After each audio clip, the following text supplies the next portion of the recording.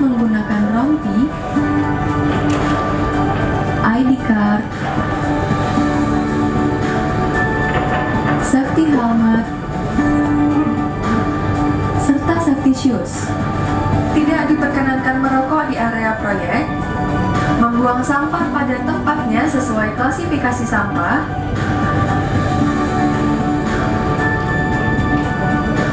selama berada di lokasi proyek, seluruh tamu dan pengunjung yang datang wajib mendapatkan pengawalan dari safety officer yang berada di area tersebut.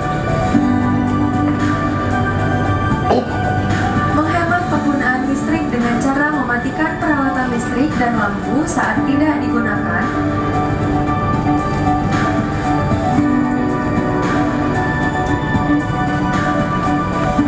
Serta menutup keran air saat tidak dipakai.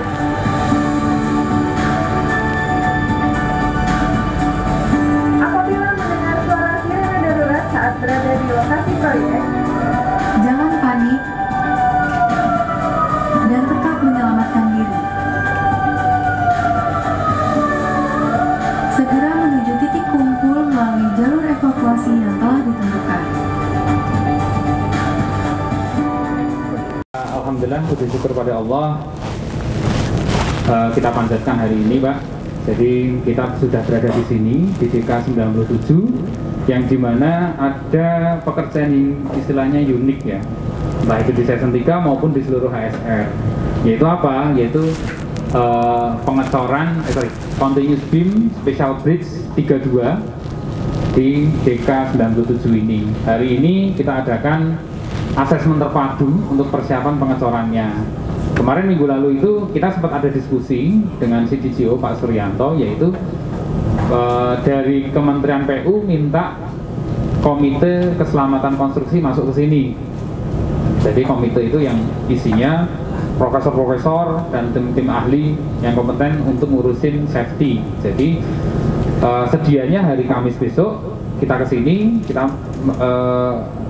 ngecek nanti rekomendasinya seperti apa, kita penuhi dan bolehkan pengecoran. Seperti itu kira-kira, Pak. Saya sendiri juga pernah tahun 2018 waktu itu Action Builder di daerah Kayu Putih waktu itu, mereka teman-temannya juga seperti itu dan dokumennya seperti apa yang disiapkan segala macam. Saya pernah merasakan hal yang sama. Nah, untuk hari ini sebenarnya acaranya hari Sabtu, Pak. Cuman karena ada beberapa koordinasi dari KCIC, akhirnya ditunda hari Selasa ini asesmen terpadunya internal, yaitu KCIC, HSRCC, dan CDGO. Nanti kalau ada masukan segala macam, segera kami tindak lanjuti dan kami follow up supaya pengecoran benar-benar baik dan hasilnya baik. Kita sendiri dari kontraktor juga punya keterbatasan, kalau mungkin di lapangan masih ada kekurangan, saya terima masukannya, kira-kira seperti itu. Nah, yang kedua,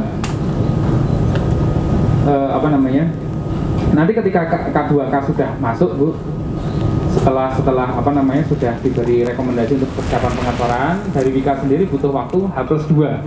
Jadi katakan hari Kamis atau Jumat kita di ACC, H+2 nya baru start sor, karena satu hari itu kita harus ada koordinasi terkait penyiapan material dan alatnya dulu satu hari, dan orangnya juga.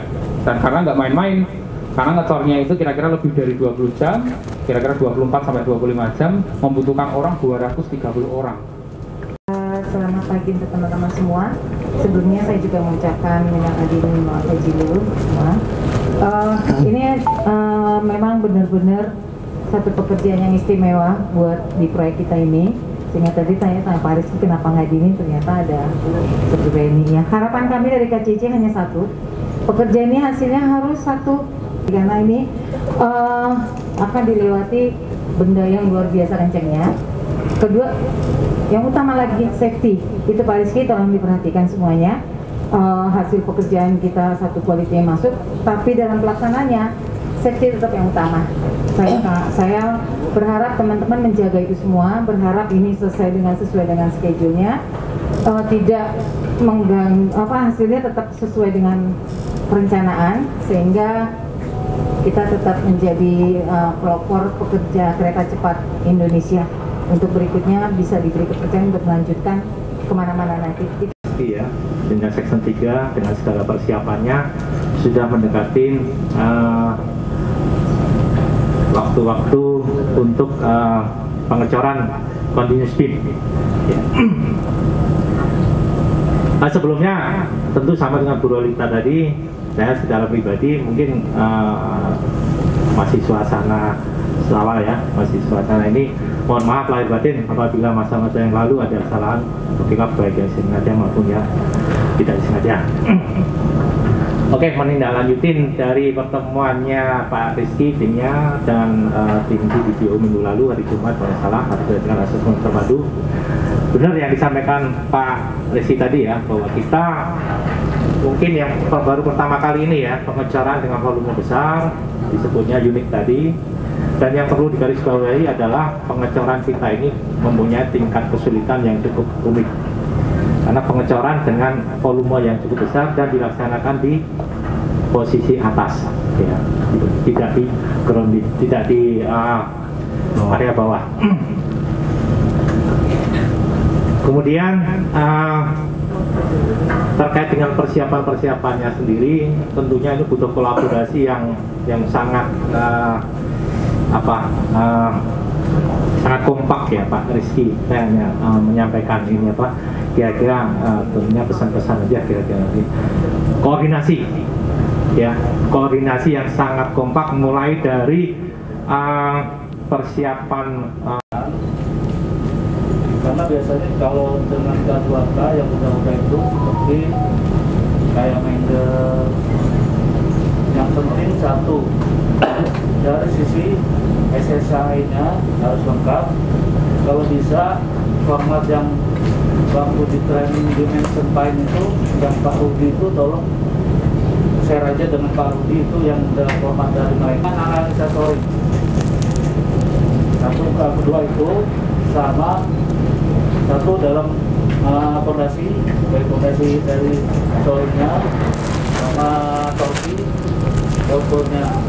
Dan dalam pelaksanaan saya juga tolong ada checklist dalam waktu pengecoran itu. Satu dari sisi deflect pada titik-titik mana tolong dikontrol, sama setiap periodik pengecoran itu mungkin dari sepertiganya bottom atau full bottom itu tolong ada tim monitoring soring. Karena di situ semakin akan terbebani beton, mungkin soring itu terutama saya lihat seperti yang kemarin di Wika 3 juga waktu apa sih trust 113 itu tolong biasanya tuh baja-baja itu yang bracing itu kan udah pada bolong, dia hanya pakai apa sih ring. Nah tolong diperhatikan karena itu merupakan sebagian dari akan mengakibatkan pelemahan. Jadi saya hanya sarankan itu, sama tolong saat pengecoran itu suhu dari itu, sama kita kan untuk menjaga-jaga itu sampel, terutama sampel dari untuk quality yang dikuring sama yang tidak dikuring itu di mana posisinya, perhatikan. Dan biasanya di dalam TB itu ada berapa kubikasi, itu harus ada diambil sampelnya entah 3 atau 6, tolong itu perhatikan. Sama yang kemarin Pak Sur minta untuk untuk memenuhi K2K, Mas Rizky udah semuanya udah terdokumentasi baik dari SSAE, perhitungan analisa semuanya, sama sirkulasi dari sistem pengecoran, terus manajemen dari vibrator yang Bapak tadi bilang itu perlu, karena itu untuk melihat kualitas di akhirnya. Saya pikir itu aja dari masukan dari saya. Terima kasih. Wassalamualaikum warahmatullahi wabarakatuh.